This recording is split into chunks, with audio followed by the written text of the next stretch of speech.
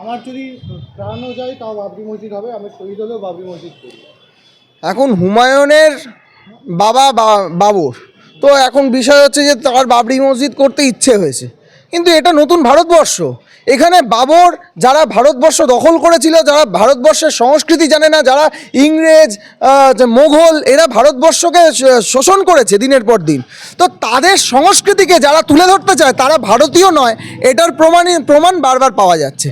হুমায়ুন কবির তো বিধায়ক পশ্চিমবঙ্গে। না, বিধায়ক পশ্চিমবঙ্গের তৃণমূল, উনি বিজেপিতেও এসেছিলেন, কিছুদিন সময় কাটিয়ে গেছিলেন, তখন বড় জাতীয়তাবাদী দেখিয়েছিলেন, কিন্তু আসলে তার ভেতরকার রূপ ফুটে উঠেছে তৃণমূলে গিয়ে, সেটা পরিস্ফুট হয়েছে এবং তৃণমূল তাকে সাহস জুগিয়েছে যে এই কথাগুলো বলা যায় পশ্চিমবঙ্গে দাঁড়িয়ে, যেটা সারা ভারতবর্ষ রিজেক্ট করে দিয়েছে, সেই রিজেকশনটাকে তুলে নিয়েছে এই পশ্চিমবঙ্গের মাটিতে দাঁড়িয়ে এই কথাটা বলা যায়, সেটা প্রমাণিত হয়েছে যে তিনি যখন তৃণমূলের বিধায়ক আছে, আর যখন সত্যটা সকলের সামনে উদ্ঘাটিত হয়ে গেছে, সবাই বুঝতে পারছে যে তৃণমূলে থাকলে এই কাজগুলো করা যায়, এই নোংরামিগুলো করা যায়, ভারত বিরোধিতা করা যায়, ভারতের বিপক্ষে কথা বলা যায়।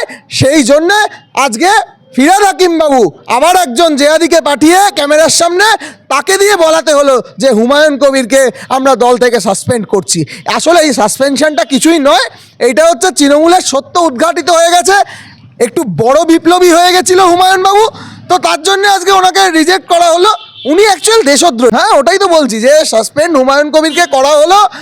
উনি বড় বিপ্লবী দেখাতে গেছিলেন, উনি তৃণমূলের আদর্শটা তুলে ধরতে গেছেন যে তৃণমূল দেশদ্রোহী, তৃণমূল বাবরের সংস্কৃতিকে বিশ্বাস করে, তৃণমূল দেশের যারা বিরুদ্ধে কাজ করে গেছে, যারা দেশকে শোষণ করেছে, অর্থাৎ ইংরেজ মোগল, এরা দেশকে ক্রমাগত শোষণ করেছে, তাদের পক্ষে।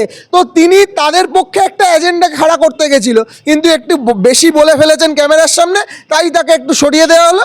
আবার দেখবেন ভোট মিটে গেলে বা ভোট এলে আবার ওনাকে যখন প্রয়োজন হবে, মমতা বন্দ্যোপাধ্যায়ের প্রয়োজন হবে, তৃণমূলের প্রয়োজনের বিষয় নেই, কারণ তৃণমূল মানেই তো মমতা বন্দ্যোপাধ্যায়। নতুন দল করার ঘোষণা করছেন তো হুমায়ুন কবির। নতুন দল করুক কি পুরনো দলে থাকুক, ওনার কোনো অস্তিত্ব ওই মুর্শিদাবাদের বাইরে নেই। ওনার ওই যেখানকার বিধায়ক সেখানের বাইরে ওনার কিছু করার নেই, করার ক্ষমতাও নেই। উনি এইভাবে একটা যে সাংস্কৃতিক সামাজিক পরিবেশ সুন্দরভাবে গড়ে উঠছে, মুর্শিদাবাদবাসী আজকে বিজেপিকে বিশ্বাস করে ফেলেছে, তার প্রতিফলন ভোট বাক্সে ফুটে উঠছে।